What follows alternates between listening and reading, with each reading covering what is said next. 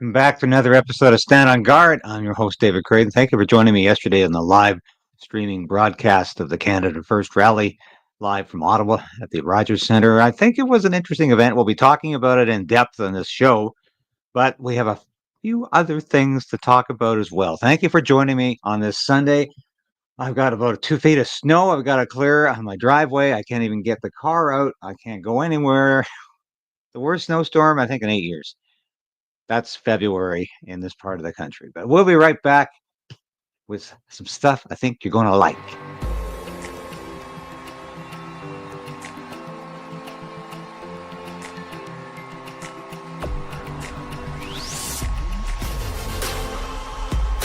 We need. Look at the change. But we also need the resolve to resist.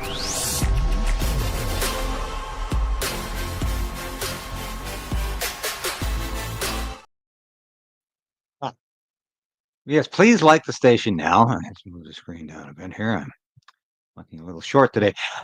But please like the show now so we can beat the YouTube censorship.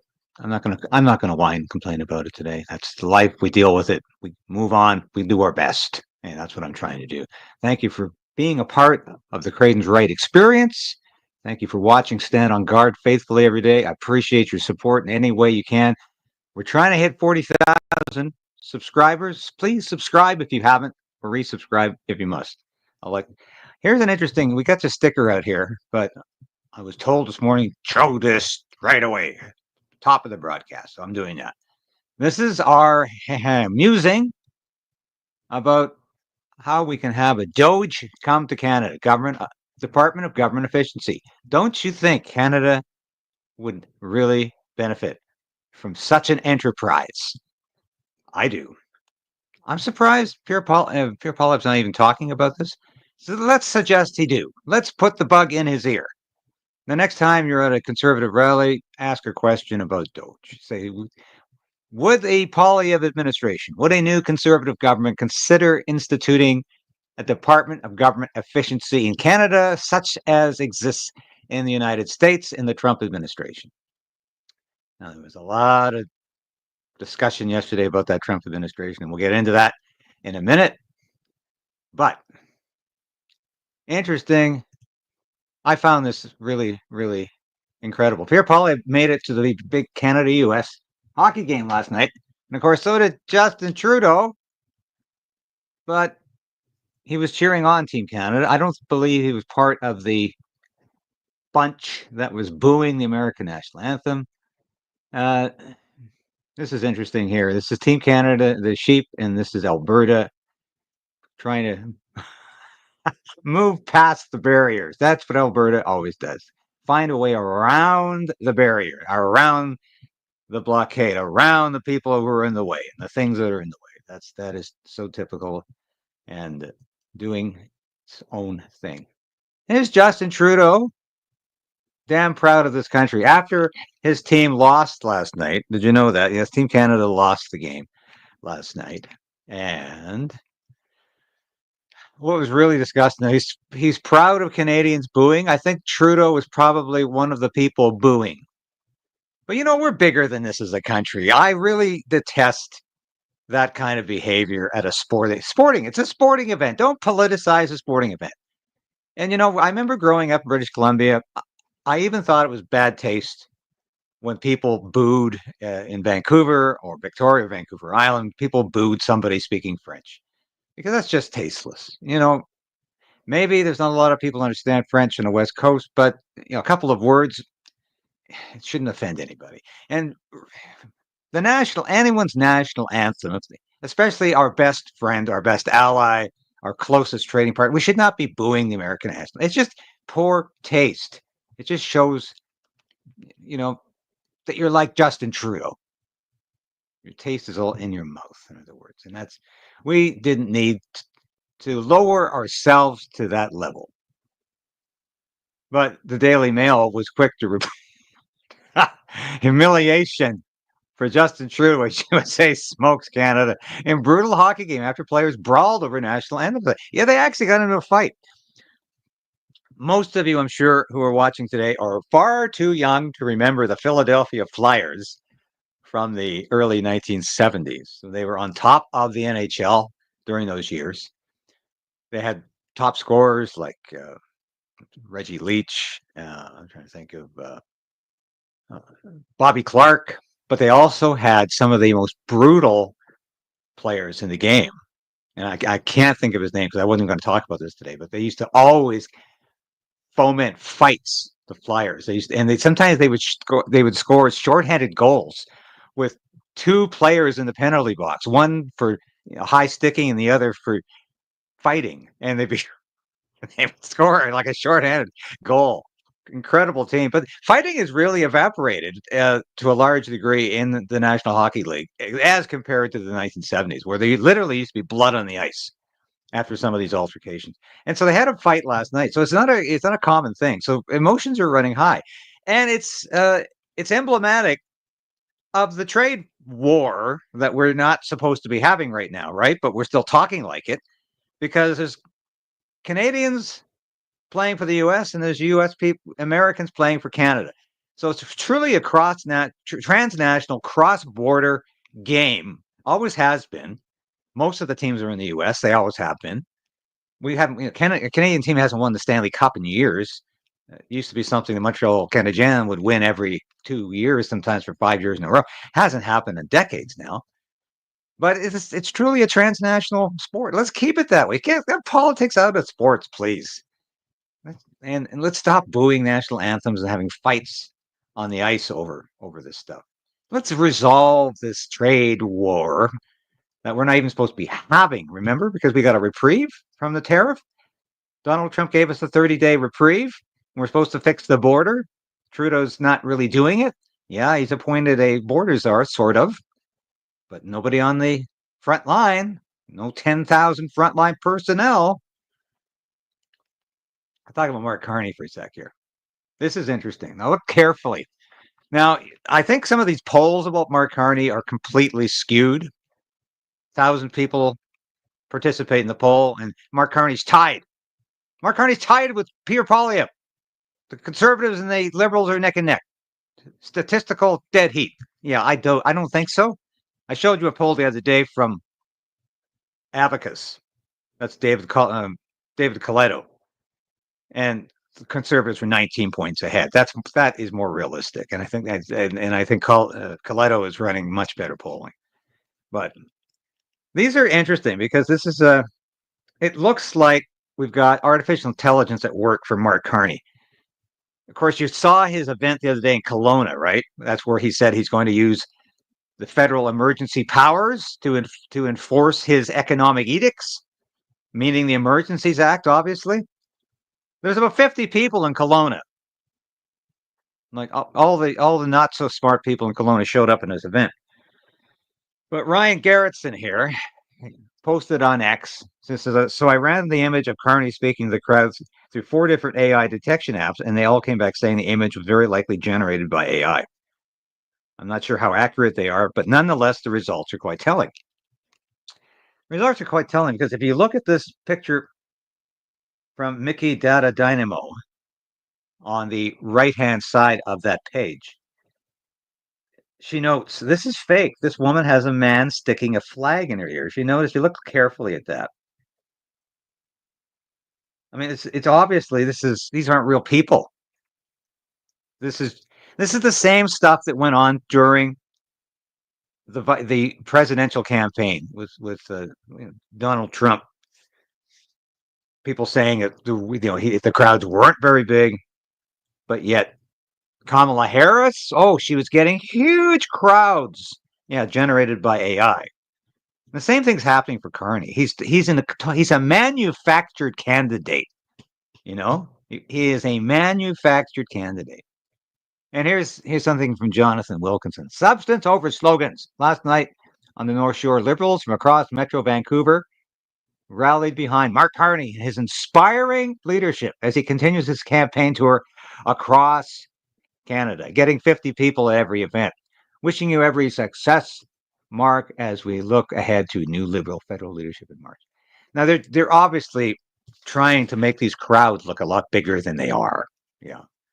And putting Carney at the center is exactly what Poilievre speaks to crowds at his Axe the Tax rallies. That he was always in the center, surrounded. It was like the Madison Square Garden boxing effect, where you're surrounded on all four sides by the audience. Poilievre loves that, and they're trying to suggest that Mark Carney loves it too. And Mark Carney is just so much like Pierre Poilievre now. He's Pierre Poilievre light, you know.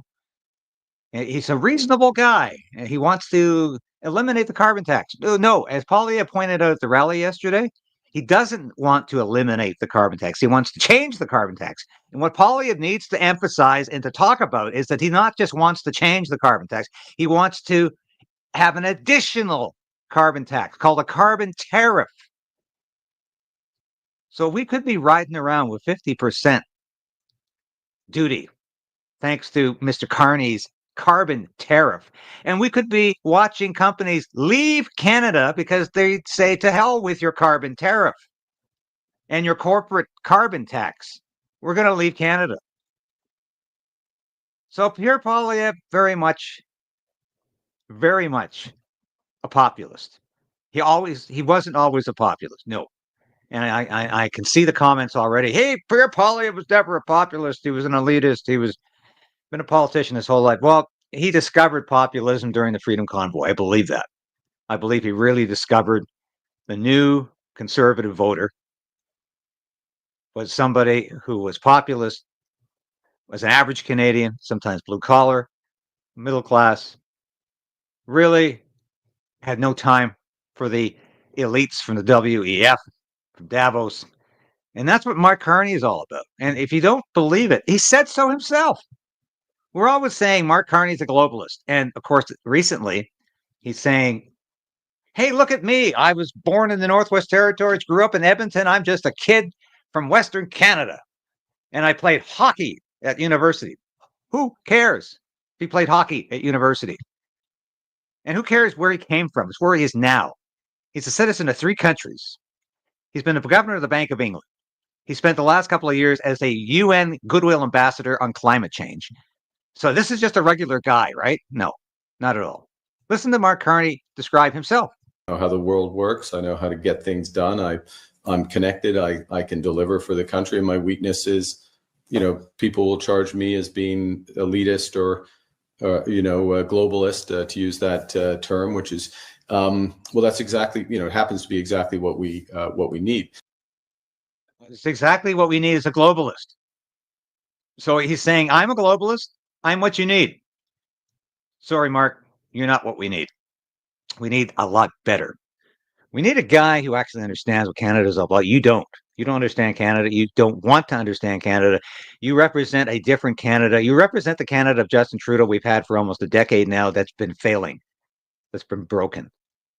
That's the Canada that Poilievre likes to describe as being broke.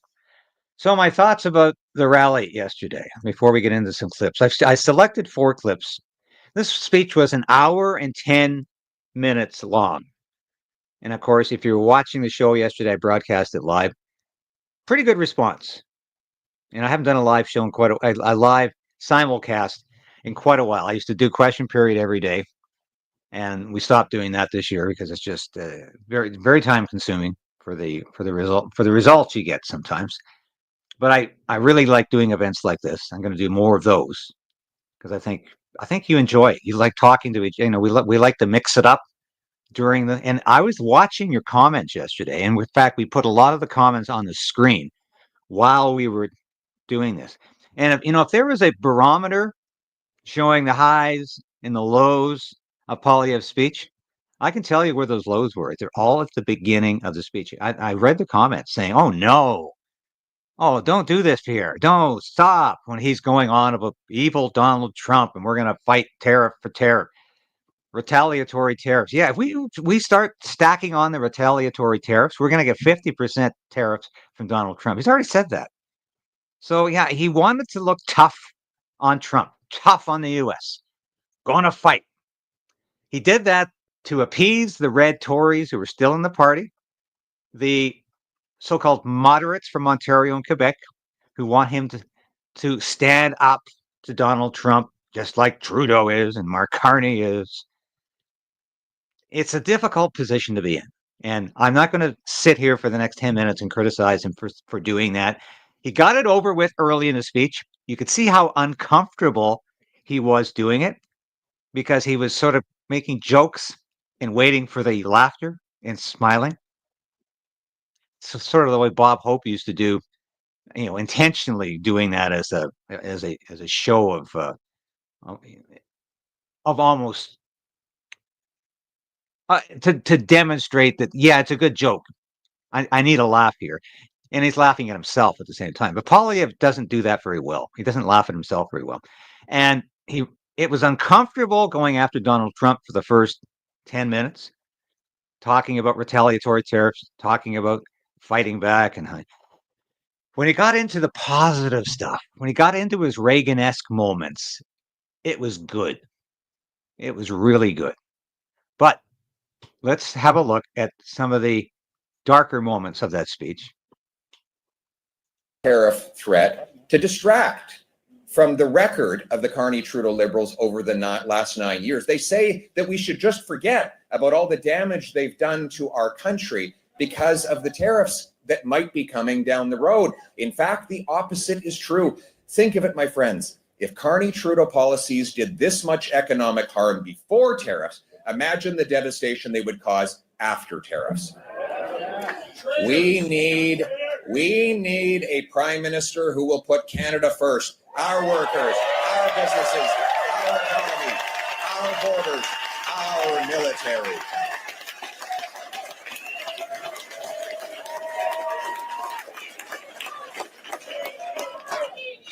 We must, well, I need you too. Are you with me? One of the best moments, and this is not one of the darker moments, sorry. I got my clips mixed up here. This is one of the better moments where he's not blaming Donald Trump, because Donald Trump's doing a lot of things we love, right?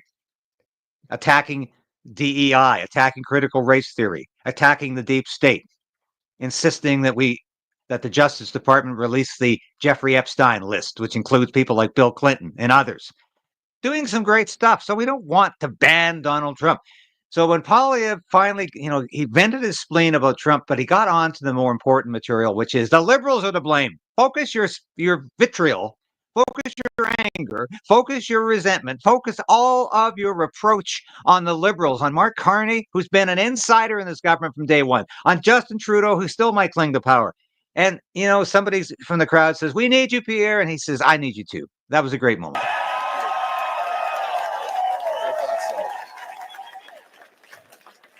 And we must be able to stand on our own 2 feet, no longer helplessly dependent on the Americans. The media is now saying that I should change my entire platform because of the tariff threat. In fact, the Trump tariff threats have proven conservatives right on everything. It's true. Everyone now admits, or they claim to admit, that conservatives were right on the liberal capital gains tax side, that conservatives were right on the carbon tax, on pipelines, on LNG, on fentanyl, the borders, immigration, and the need to celebrate rather than cancel our proud history and country. Yeah, that was a good moment at the end, but once again, he's getting a little into the anti-American stuff there. However, overall, I think it was good overall after he got through the dark part. Let's listen to a bit more, because this was probably the most consequential, important speech of Pierre Poilievre's political life, arguably, because he had to balance the forces in his party that want him to go middle of the road and those who say stay principled conservative. And if Pierre Poilievre listens to the people who say, moderate, Pierre, go middle of the road, sound a bit more like Mark Carney, it's all going to fall apart, because we already have a Liberal Party. In fact, we already have 2 Liberal parties. We have the NDP and the Liberals. They're both the same. We don't need a third party becoming just like the Liberal Party under Mark Carney. We need a principled conservative party that becomes a principled conservative government. And this is why I will continue to push from the right on Pierre Poilievre, on every Conservative MP and potential cabinet minister. I'm not going to excuse them when they do dumb things or say stupid things. I'm not going to applaud and say, hey, don't rock the boat, man. Don't rock the boat. We got to shore this up. You know, it doesn't matter what he says. He'll do the right thing in the end. No, not necessarily. We've got to make sure he says the right thing now and does the right thing when he becomes prime minister and when the Conservatives come into power. We need to keep pushing from the right, always.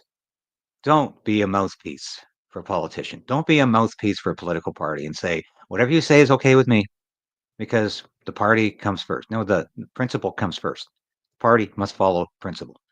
That's very important. Let's listen to a bit more because this was overall a damn good speech, especially at the end. And he saved the best for the end, and I'm getting to it. And strength means leverage. America has leverage, and we have leverage. I will use that leverage. Retaliation is only the beginning. Yes, we need to retaliate. If they put tariffs on our steel and aluminum, I will put tariffs on their steel and aluminum. If they hit us with generalized tariffs, we will respond dollar for dollar. Yes, we will carefully target American goods that we don't need, can produce ourselves, or we can get elsewhere to maximize the impact on Americans while minimizing the impact on ourselves.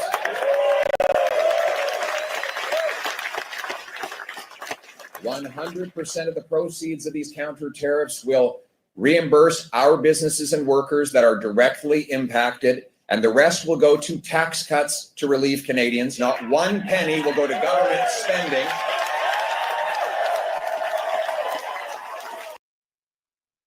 All right, so that's an interesting promise. So instead of he's going to give us this sort of a tariff stipend, but it's going to come from the counter tariffs. I don't even want to go there. We don't need a counter tariff. We don't need a tariff stipend. We don't need to get paid back from the right hand, taking from the left hand. This is all nonsense. Let's not have a trade war. Let's fix the border. Let's get a new government. That's what we have to keep saying. Focus on getting rid of the liberals, not getting rid of Donald Trump. We like Donald Trump overall. He's doing great things for not just America, but for the world, because we might have peace in Ukraine thanks to Donald Trump. And that means no nuclear war. And we were that close to a nuclear war last November and December. So that's the enemy. I love what he said here. Do you think it was easy for Terry Fox's cancer-ravaged body to run across our land, pounding his one and only leg again and again on lonely highways with chipped bones and blistered limbs to fight the disease that would later take his life? No, none of this was easy. Making Canada was hard. Those are the people who built and defended our country through sacrifice and struggle, but they did not go that far and travel that long so that we could take the easy way out and give up. Like them, we are part of something bigger than ourselves. We are in this together. We are at this place in this time because we have a job to do, to pass on intact what we inherited from those who came before us to those who come after us. Parce que le Canada vaut la peine qu'on se batte pour lui, pour notre peuple, pour notre terre, pour notre chez nous, pour le Canada, because our country is worth fighting for our people, for our land, for our home, for Canada first, always and forever. Let's bring it home. There's a Kennedy-esque moment in this speech. Why do I say Kennedy-esque? Because he talks about making Canada was hard. And you may recall a very famous speech from JFK when he announces the moon or the Man on the Moon project. I think it's 1961, where he says, we will put a man on the moon and bring him safely back home within the decade. And he says, we go to the moon not because it is easy, but because it is hard. And people just loved it. They love that. They love the challenge. They love a leader who gives them a challenge. Instead of just saying, stay home and watch TV. No, we're going to go to the moon. not because it is easy, but because it is hard. It's something that we'll work towards. And I like Poilievre saying, making Canada wasn't easy. It was hard. People worked hard to do it. They didn't sit in their living rooms navel gazing. They got out of their seats and went outside. Even on a day like today, when I got 2 feet of snow in my driveway, I'm going to get it. After I finish this broadcast, I'm going to put some boots on. I'm going to go outside and start shoveling. And not because it is easy, but because it is hard. And that's what Poilievre is. That's his best. This speech was written by, I think, 2 or 3 people. 2 of them were staffers. And I know this stuff because I've written so many speeches for politicians over the years. I know when a staffer writes a speech. The first part about evil Donald Trump and the evil Americans and the evil tariff, that was written by one staffer who really, really doesn't like Donald Trump. This is an anti-Trumper, a never-Trumper, which is basically an extinct being these days. But this is an never-Trumper who is saying, you know, bad, evil Donald Trump, America. Part 2 was about the Conservative Party platform. And, you know, it really didn't change. I was predicting Poilievre was going to really downsize the tax, the carbon tax. He didn't. He basically said last night, I'm going to keep talking about axing the carbon tax. But what he did, he changed the sign in front of him. And when we get to our last clip, you'll see what I mean. He changed the axe the tax sign to Canada First sign. And that's the difference. That's the only real difference. It's the same platform. He's emphasizing more across the board tax relief, though. If there's any change in the party policy, that's it. But somebody else wrote that second section about Conservative Party platform. I think Poilievre had a lot of input. Poilievre wrote the third part of that speech. I know it because he was most comfortable with it. It felt like it was coming from him, from his soul, when he talked about the Canada he has a vision about. And that's when he went from Kennedy-esque to Reagan-esque. He often at these rallies at the very end reminds me of Ronald Reagan talking about that city on a hill, America being a bastion of freedom, a symbol of liberty. And that's what he does best when he talks about Canada. And that's what Justin Trudeau can never do because he doesn't understand freedom. He doesn't understand what it means to be at liberty. He doesn't think government's a bad thing. Pierre Poilievre, even though he spent his lifetime in government, knows that limited government is best. That government is best which governs least. That's a dictum that Pierre Poilievre understands as well as Ronald Reagan understood it. I believe that very firmly. Now let's listen to one more section. It was hard.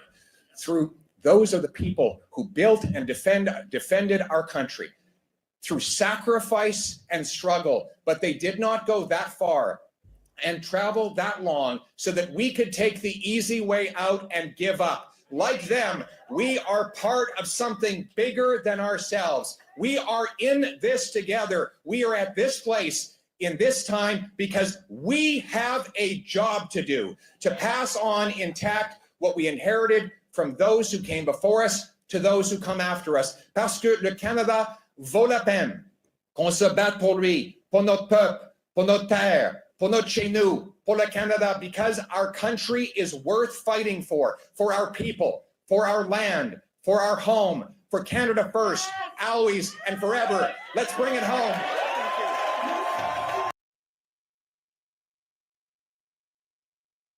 All right, that was, I think, one of the finest moments of this speech. I really, really got excited with that. I think it was excellent. And I'm just checking on something here. Excuse me for a minute. I thought he really came alive. The flame really was burning at that point. That's the Canada I want to hear about. Positive freedom. I want to hear about positive conservatism, meaning limited government and get out of my life government. The government that he used to say, mind your own business government. I didn't say that phrase yesterday, but he should have. That's what the crowd wanted to hear as well. And I can tell you the viewers who watched on my live broadcast didn't like what he said about Donald Trump. Didn't like him going there. But they really liked these moments when he talked about that. Now, interestingly enough, who should show up at the event yesterday but a Liberal cabinet minister? Yes, guess who was there? Mark Miller. And I always like to describe Mark Miller as the dum-dum at the back of the class who always had his hand up but never had the right answer. He was always eager to appease and to please the teacher. Always so eager to say, I know. But no, Mark, I'm sorry, that's not it. You got the answer wrong. Oh, good for you. That's the right answer. Yes. His classmate had it, but Mark never had the right answer. Mark Miller was trolling yesterday. Let's watch this. And Ezra Levant was actually able to ask a couple of questions. I brought Pierre some donuts today, just like he was bringing to the Freedom Convoy when he was watching them illegally occupy the hill. But I didn't know if you guys will get locked out. So look, I mean, Mark Miller is such a dunce. He's so dense. He thinks it's an insult to say Pierre Poilievre brought coffee and donuts to the Freedom Convoy, because this dunce still thinks the Freedom Convoy is bad. Yeah, and they occupied Ottawa. Yeah. This guy never will get it. I just showed up to make sure that the flags were the right side up. Last time I seen Pierre cheering this hard, the flags were all upside down. And he was cheering for people that were pissing on Canada, and that's what Pierre's doing. You can't say that Canada is broken, and at the same time say that Canada is the best. Your representation to President Trump that the border is not broken. Well, I think what we have to understand with President Trump is, does he want a border or doesn't he want a border? If he wants, is it broken or not? You've said Canada's not broken. If he wants a 51st state, he obviously doesn't want a border. We need to secure in our own national interest the border. That's what I've been doing as the immigration minister in the 2 years that I've been doing it. I think we've shown an incredible decline of people moving north-south. We have a challenge of people coming into Canada, asylum seekers coming into Canada, and that's the U.S. That's the U.S.'s job, and that's what I communicated to Tom Homan when I spoke. You guys. So he doesn't want to say the border is broken, doesn't want to say the border is fixed, doesn't want to say Canada has problems. So he won't answer the question. Well, of course, but airhead Mark Miller is once again, he's just a proxy for Justin Trudeau. The two of them are very good friends. He can see why.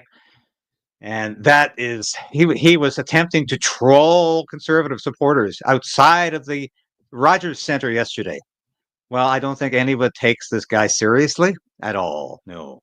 And he's out there doing his best to be disruptive and to suggest Pierre Poilievre really hates Canada.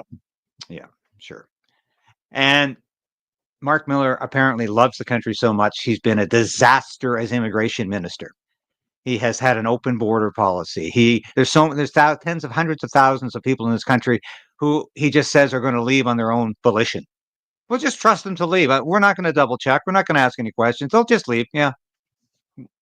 And that's his immigration policy, which means he doesn't have one. This is a guy who is completely out of touch with Canadians. He keeps saying, we're going to have a ceiling on immigration in a couple of years when I'm no longer immigration minister and this government's no longer in power. That's when it's going to come to pass. So don't take Mark Miller seriously. He was out there yesterday trying to have some fun, but it looked as usual like that kid at the back of the class with his hand up with the wrong answer, as he always does. Thank you for watching today, folks. I had a great time yesterday. I'll be back with a concluding remark after